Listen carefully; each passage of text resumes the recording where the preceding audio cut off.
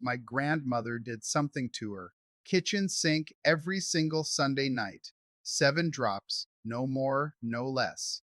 I didn't understand why until the week I stocked, and 3 days later, that $80 plumber smell was back. Stay with me because the number matters more than you think. My name is Jeremiah Byler. Where I come from, we didn't have a plumber on speed dial. If your drain went sour or slow, you fixed it yourself, the same evening with what was already sitting in your cupboard. I spent most of my life working with my hands, fixing what breaks around a homestead instead of paying someone else to do it, and drains were one of the first things my father taught me to handle on my own. He used to say a man who can't clear his own drain is a man who's agreed, without ever saying so, to pay someone else forever for something he could have learned in one evening. The fix I'm going to walk you through today. 7 drops, one bottle you probably already own, is one my grandmother used every single week of her life. Never once called anybody out for a clog. Never once paid a service fee just to be told her pipe had grease in it. A service call from a plumber, just to look at a slow drain, runs you $60 to $120 before they've even touched a wrench. Some companies charge a flat, diagnostic fee of $40 just to walk through your door, whether they fix a single thing or not. And 9 times out of 10, they're not fixing a broken pipe. They're breaking up the same grease and soap buildup you could have handled yourself for less than $1 on a Sunday afternoon. Folks, that's not a repair. That's a subscription you didn't know you signed up for. And the worst part is, most companies know the smell will come back in a few weeks if all they do is snake it out. Because snaking doesn't touch the film coating the inside of your pipe. It just punches a hole through the middle of the clog and calls it done, leaving the walls of that pipe exactly as dirty as they were before the truck ever pulled into your driveway. Some of them know this so well, they'll even tell you to call back in a month if it happens again, as if that's customer service and not a business model built on you never learning the fix yourself. So let's talk about why your drain smells the way it does in the first place. Because once you understand the mechanism, the fix makes perfect sense, and you'll never look at a slow drain the same way again. Every time you wash a dish, rinse a pan, or brush your teeth, tiny bits of grease, soap residue, hair, and food particles go down that drain. They don't all make it out to the sewer line. A good portion of it clings to the inside walls of your pipe, especially right at the bend, the trap, where water sits stagnant between uses. Over days and weeks, that residue builds into a thin film, layer on top of layer, the same way wax builds up on a candlestick if you never wipe it down, or the way soot builds up inside a chimney flue that never gets swept. You don't see it happening because it's below the sink, out of sight, and that's exactly why it gets ignored until the smell forces the issue. Bacteria move in. Bacteria feed on that film, and bacteria, like anything alive, leave waste behind. That waste is your smell. It's not the sewer backing up, and it's not some mysterious plumbing failure that requires a specialist's tools to diagnose. It's a tiny ecosystem, growing quietly, an inch or two below your sink, doing exactly what nature does when you feed it and never clean it out. Give any living thing food, warmth, and moisture, and it will grow. That's not a plumbing mystery, folks. That's just how the world works, in a garden or in a drain pipe alike. Bleach doesn't fix this. Bleach kills what's on the surface for a day or two, and then the film just grows right back, same as weeds after you mow the tops off, but leave the roots untouched in the ground. You're fighting the symptom, not the cause, and every week you do that, the film underneath keeps thickening regardless. Store-bought drain cleaners aren't much better. Most of them are just heavy chemicals that eat through whatever's blocking the flow, but they don't touch the grease film coating the walls further up and down the pipe. And they're hard on old pipes besides, especially the older metal piping a lot of houses still have hiding behind their walls. You need something that cuts through the grease itself. loosens what's clinging to the walls, and drives out the bacteria feeding on it, not just something that punches a hole through the middle and calls the job finished. That's where the oil comes in. Here's exactly what you need and what it costs, because I don't believe in vague instructions. Vague instructions are how people give up on a fix before they've even tried it properly. One bottle of pure tea tree oil, around $6 at most stores, and it lasts you 3 to 4 months of weekly use. So we're talking about less than 50 cents a week to keep your whole kitchen smelling clean.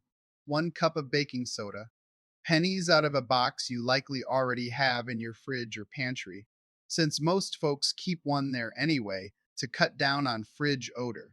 1 cup of white vinegar, maybe $2 a bottle, and one bottle lasts you months of treatments across every drain in the house.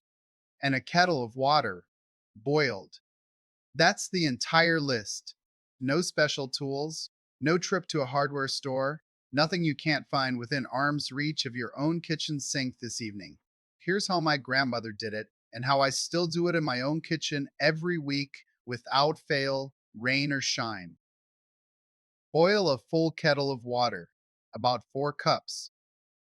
While that's heating, pour 1 cup of dry baking soda straight down the drain. Don't rush this part. Let it settle into the pipe and coat the walls on its way down, rather than dumping it in fast and having it clump at the opening.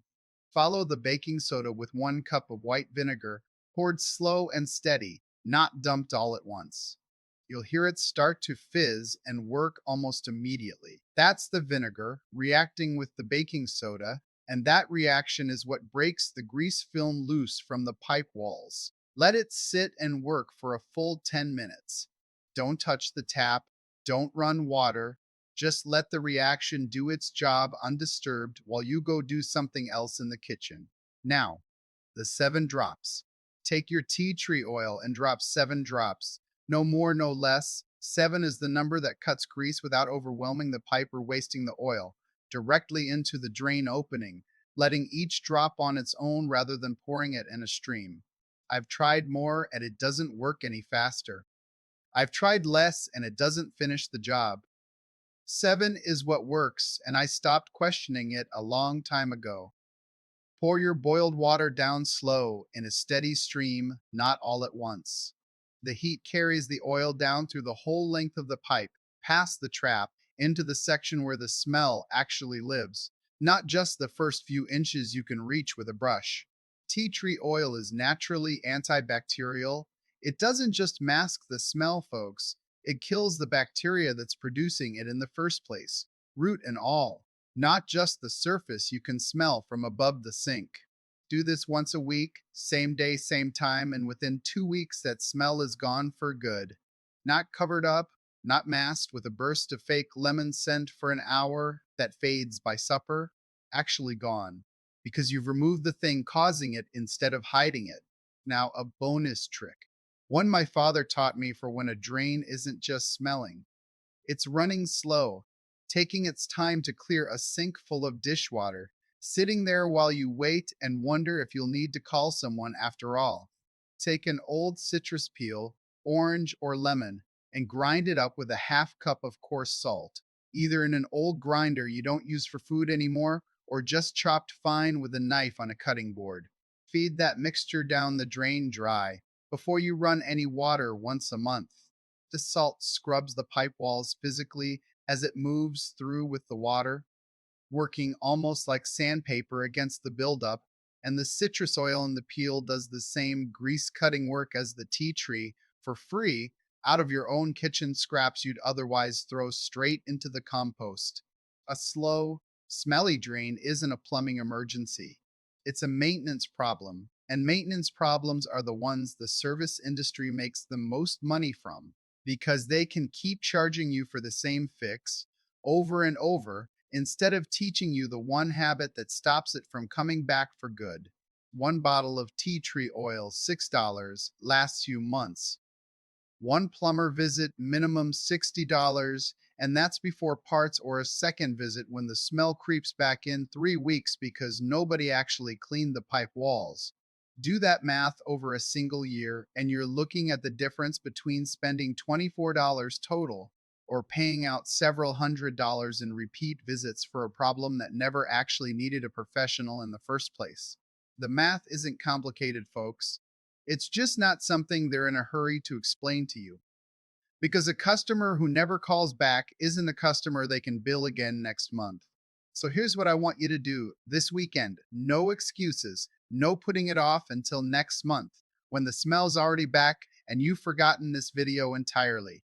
Go to the store or order online one small bottle of pure tea tree oil.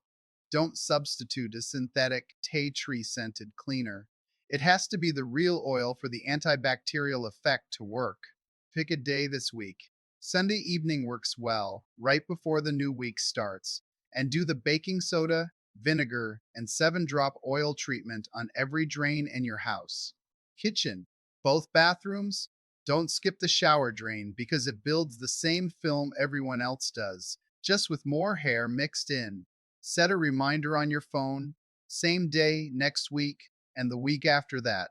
This only works if it becomes a habit, not a one time fix you forget about after the smell disappears and life gets busy again. And save that citrus and salt trick for once a month.